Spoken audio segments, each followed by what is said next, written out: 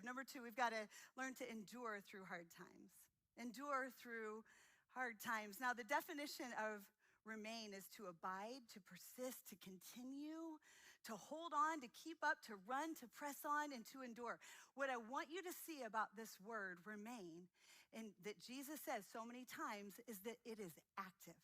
So oftentimes we think of remaining as being passive, but no, the word remain is no. Okay, hard times are gonna come, but I'm gonna persist. I'm gonna continue. I'm gonna hold on. I'm gonna keep up. I'm going to endure. And this is what happens so many times in the life of believers. We're like, okay, I've made a decision to remain, and I feel like I'm moving forward. I feel like I'm taking ground. And then all of a sudden, what happens? Hardship, pain, things that we didn't think were gonna hit us, trouble. We get that diagnosis, that friend betrays us, we lose our job.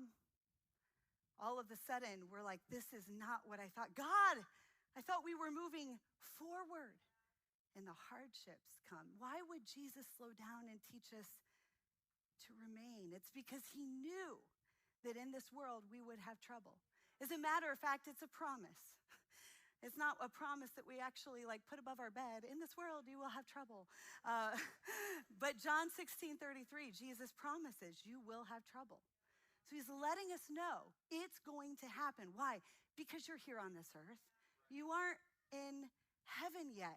In heaven, everything is going to be perfect. There will be no more pain. There will be no more tears. There will be no more sadness. And it's going to be the most amazing day ever. And Jesus knew, I'm going there, but you're still here. So while you're here and while the trouble comes, you've got to remain in me. And as you do, you'll actually build up endurance for the hard times. There will be a strength that starts to come on you as a Christ follower, that you start to realize, there's things that aren't going well, but I can actually grow my roots deeper in Christ. So if you were to imagine this tree actually being outside, because we took it from the nursery and brought it in here, but if this were to be outside and all of a sudden rain started coming, what would happen? You'd start to see the branches just move a little. If the wind started coming in, what would happen? You'd start to see the branches sway. If a storm came through, what would happen? It would begin to shake. It would begin to shake. And this is what happens when hard times come. This is what happens where all of a sudden we start to feel that shaking when the diagnosis comes, when the stress comes, when things that we didn't know were going to happen. And we feel the shaking on the outside. But can I tell you that we can feel the shaking from the outside but not be shaken?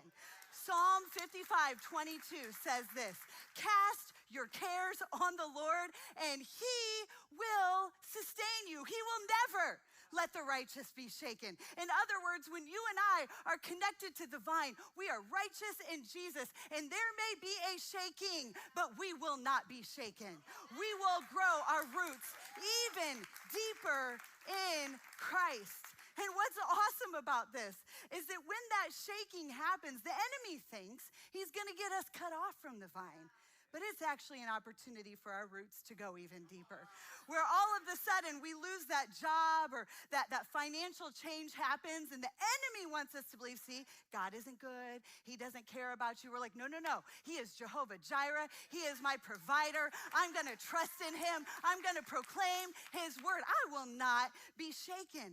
All of a sudden that person says that thing to us and we feel rejected and the enemy's trying to get us in shame and blame. And we say, no.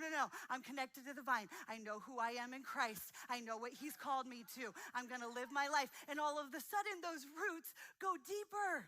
The stress of life comes in. And instead of us succumbing to the shaking and blaming God, we say, no, I'm gonna cast my cares on him because he cares for me. And in one moment, our roots go deeper.